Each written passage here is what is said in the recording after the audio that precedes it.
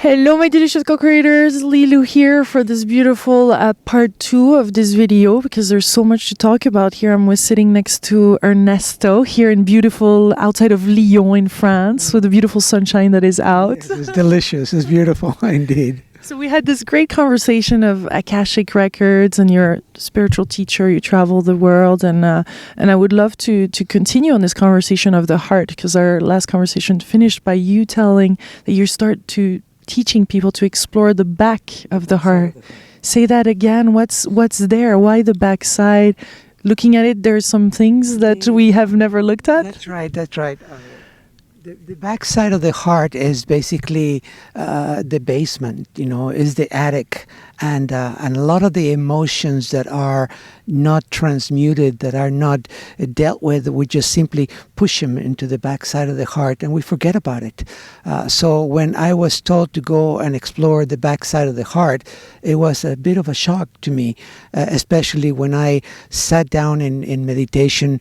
To me, I use the Akashic Records for self-exploration because the Akashic Records give me three things that I call the view, meditation, and action. So in the view part is when I can go inside and then really look at what I have created. So through the Akashic Records, I went to the back of my heart to really start exploring. And what I saw, basically, even though I've been doing spiritual inner work for myself all of my life, for 50 plus years, I discovered that there were a lot of things that were just sitting in that attic, sitting in that basement, in the back of the heart that I had never really dealt with. And to me, what it's all about, to be able to be awake, which I am. What does that mean? To be awake is to be completely clear of all the material from the past, to be truly present and to be mindful and aware of everything that is taking place in your life. That to know that I am sitting right here with you right now, having the interview, to at the same time acknowledge and feel my emotions, to know that there are some people projecting energy at me right now, and to know exactly what to do with that energy, to be conscious. To be fully... To be connected. To be deeply connected to yourself, first of all, which is really the most important. And then from being deeply connected to yourself, being able to be deeply connected to others as well.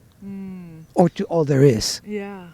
So there is, the heart, because a lot of people speak of the heart and the powerful wisdom of the heart, and do you see that there is this special intelligence? How is the heart linked to the Akashic Records, to this infinite intelligence?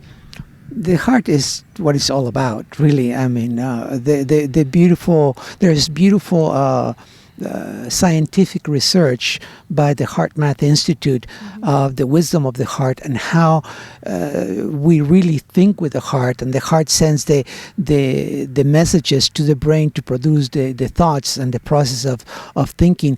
So to me, the most important aspect of my self-exploration and anyone's self-exploration really should start from the heart, and to do more and more heart-centered work and less mind-centered work. I think that most people in today's world, including many spiritual seekers, cerebrate a lot.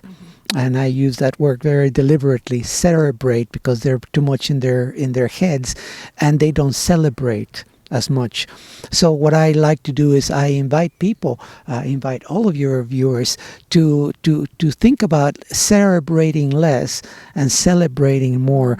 And celebration can only come from the heart.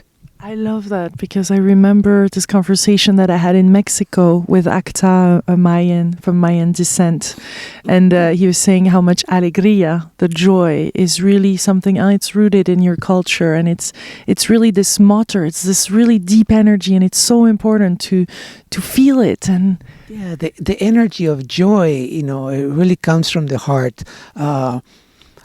I've been teaching trance dance for many, many years, and it's just so surprising to see how many people, especially men, they just don't want to move. They just don't want to dance. There's a programming in there that says, now you're an adult, you have adult-like responsibilities, you cannot have fun anymore.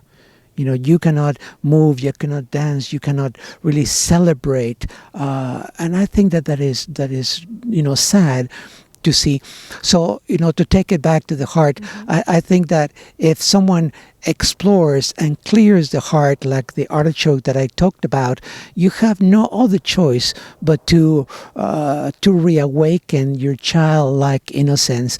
And just look at any child anywhere, at a restaurant, at an airport, whatever. If some music is played, they don't think about twice moving and dancing, rolling on the floor, whatever. I'm just questioning how many adults are really willing to do that. Sometimes I just burst out dancing with some people, whatever, in the middle of the streets. I crank the radio up or the CD player up in my car, open the windows and, step out in the middle of the street and start dancing with people. And people look at me like, you're absolutely crazy. Well, maybe I am, but I love crazy people, and crazy people are the only ones that transform the world. How does it feel to live in Miami, Florida, and spend some time there, knowing what we know about the city, and you being in shamanism and healing and spiritual teachings? How does that fit?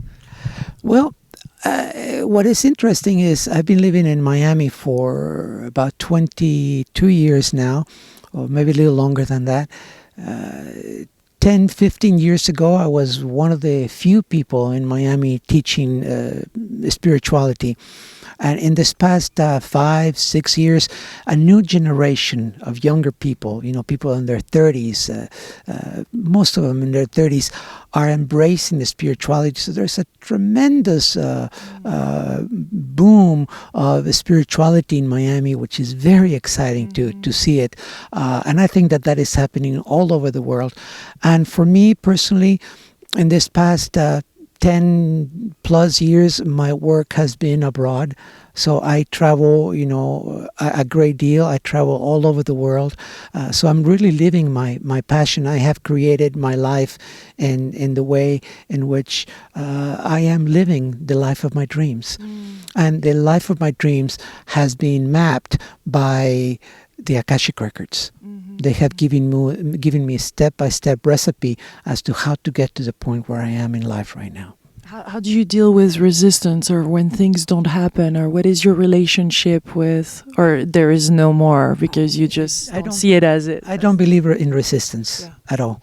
I believe that life, God, spirit, call it whatever, universal is giving me exactly what I need at that moment. And if my intention is to do something and I encounter the resistance, well, it just means that the energy is not in flow for me to get from point A to point B. So maybe it's for me to just slow down a little bit and see how the energy moves. So I am not resisting anything in life at all. I just simply go with what Spirit so graciously gives me.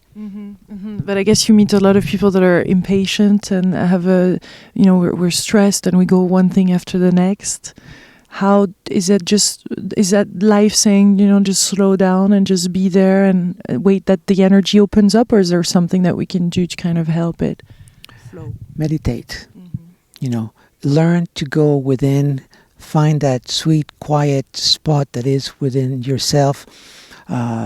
Deeply connect to yourself, to your spirit, to the Lords of Akasha, if you have the ability, to any saint or sage or any master that has walked this earth, that has given us the tools.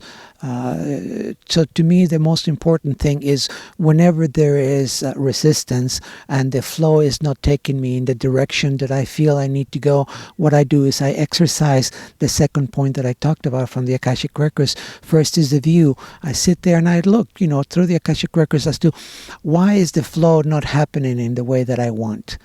Okay, and then I take it to the second step, which is is meditation.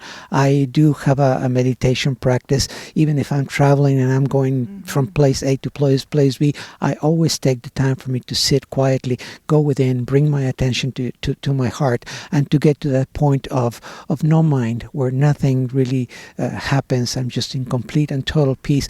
It takes time. I've been meditating. I've been doing this work for 50 plus years. So, that's a long time. And then the last step based on the view on meditation is action. And that action is to simply know the direction that I have to take in life. So that is a recipe that I give all of your viewers, learn how to view your life. Use whatever tool you have at your disposal that you have learned, but don't make it intellectual. Make it more of an emotional way of looking at yourselves. So take it to the view, and the view is not different than a theater, and our life is a play. For some people, many people, life is a drama, and nothing says that you cannot change the script, because after all, you are the director. We are the directors. We have the script, and we can change the script. If people are not supporting the life that we want, fire them. Fire them, and then just hire new actors, meet new people that can support the lifestyle, the dreams that you want to have and create in your life. So by taking a step back and sitting in the director's chair and then looking at your life, then you're exercising the view. So you can clearly see what you have created, what is present in your life. And then from that point, then you can take it to your meditation. And there's many different types of meditations, but meditation, what it can do is will allow you to see how to rewrite the script. What is it that you really want? I asked the question 2 days ago. You were there to a group of 300 people, and I said, how many of you are living the life of your dreams? And very few people raised their hand. What about the other 95 or 98%? How come we are not living the life of our dreams? By taking the steps of the view and then meditation, the meditation is the laboratory of the self. So from that laboratory of the self, we can create life the way we want it, and should be heart-centered, heart-based, which is what we start talking about. And then the last step is to take action. And taking action for some people is difficult, because then fears, come up as to the security of the job that It's normal, right? It is. It's okay to have the fear come up. It is. It's okay, but you know what fear means? Fear is frozen fun. So when we look at our fear, and what if frozen fun is keeping us from doing our heart center work, what is the main quality of our heart? The main quality of the heart is warm, is loving. So when we take heart qualities to our fears, that love that is in our hearts is what we can give the fear. Anything at all that is a part of our life that is keeping us from living the life of our dreams, from having anything that we want to have in life, if we take it and we infuse it and we give it love, and it's heart-centered love, then that fear will start melting. And before we know it, you will see that what you're afraid of is keeping you from having fun in your life. And yes, we can have a very juicy and fulfilled life as long as we do the work. Beautiful. Well, I really, really enjoyed this conversation. I look forward to maybe seeing you again in Miami or wherever our travels bring us. Thank you. Thank you, Ernesto. It's my pleasure. Thank you very much. And thank you all very much for watching this and being here with us. Yeah. Do you have a last little word for people watching? Something like a message you would love to share? Be true to yourself no matter what. And learn to face your fears with an open heart and be in the space of love no matter what. And voila. And voila. Much love from beautiful Lyon, and thank you for Oasis Voyage for making this day possible, this interview, all of that. Much love to Eric Grange in particular. Bye-bye. Bye-bye, Eric. Thank you. Thank you. Cut.